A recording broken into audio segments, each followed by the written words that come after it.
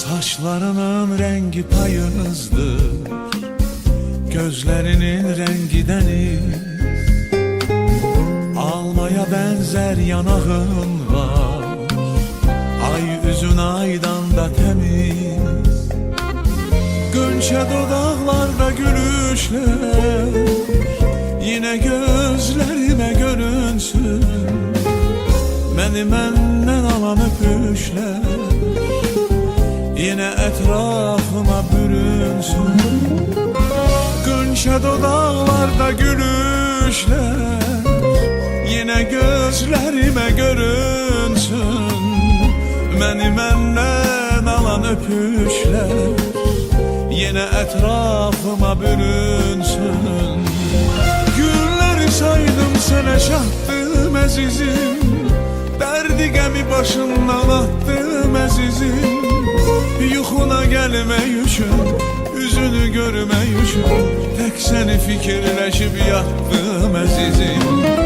Günləri saydım sənə çatdım əzizim, derdi gəmi başımdan attım əzizim. Yuxuna gelmək üçün, yüzünü görmək üçün, tek seni fikirləşib yatdım əzizim.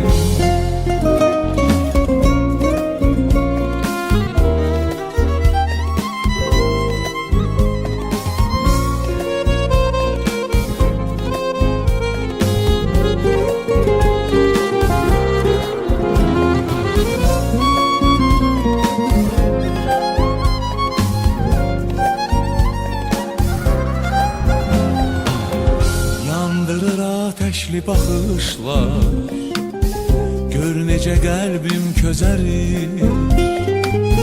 Hər baxışından ürəyimdə bir yeni dünya düzəlir.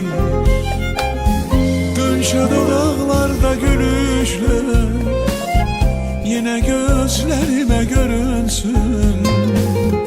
Beni məndən alan öpüşlər, yine etrafıma bürünsün.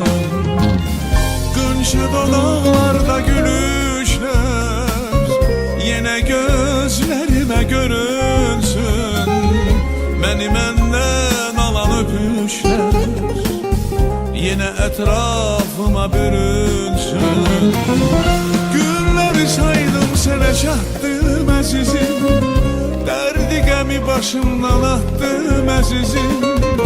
Yuxuna gelmək üçün, üzünü görmək üçün, tek seni fikirləşib yatdım əzizim. Günləri saydım sənə çatdım əzizim, derdi gəmi başımdan